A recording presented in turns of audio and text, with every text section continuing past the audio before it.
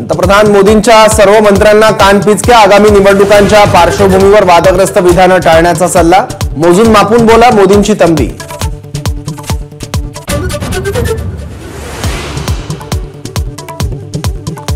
अब की बार भाजप तडीपार, उद्धव ठाकरेंची घोषणा, देशात लोकशाही प्रेमी विरुद्ध हुकुमशाही प्रेमी असा लढा, उद्धव ठाकरेंचा हल्लाबोल।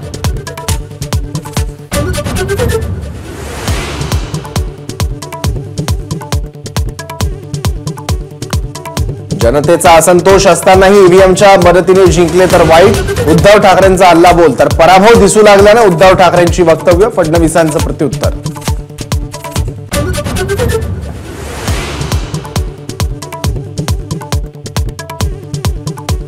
महाविकास आघाडीची जागा वाटपावर अजूनही चर्चेची गुऱ्हाळ सुरूच, जयंत पाटील, जितेंद्र आव्हाडांनी घेतली उद्धव ठाकरेंची भेट, कोल्हापूर सांगली मतदारसंघावर खलबतं।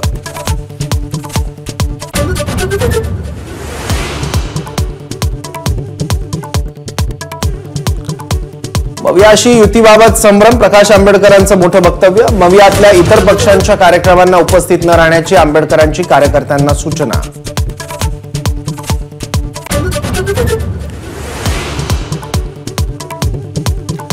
प्रकाश आंबेडकरांच्या वक्तव्याचा चुकीचा अर्थ नको, संजय राऊतांची सारवासारव, तर 2 दिवसात चर्चा करून निर्णय, वडेट्टीवारांचा दावा।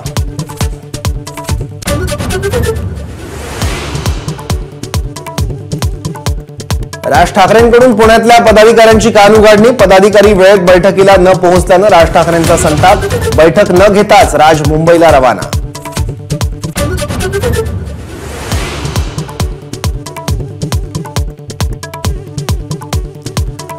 अमरावती लोकसभेवरून आनंदराव अडसूळ राणा दाम्पत्याचा वाद शिगेला, अमरावतीवरचा दावा न सोडण्यावर अडसूळ ठाम, तर नवनीत राणांचा प्रचार अडसूळच करतील, रवी राणांचा टोला।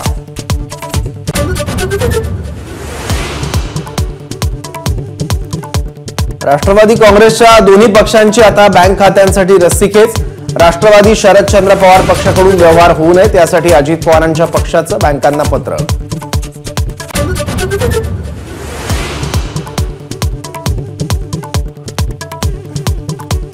शिक्षक आमदार कपिल पाटील यांची नव्या पक्षाची घोषणा, समाजवादी गणराज्य पार्टी असं नव्या पक्षाचं नाव, उद्धव ठाकरेंची प्रमुख उपस्थिती।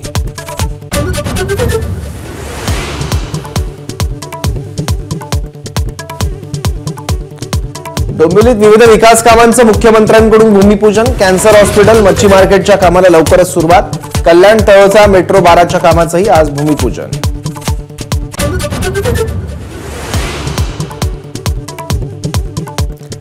समृद्धी महामार्गाच्या 3ऱ्या टप्प्याचं उद्या सकाळी 11 वाजता लोकार्पण होणार, मंत्री दादा भुसेंच्या हस्ते होणार लोकार्पण।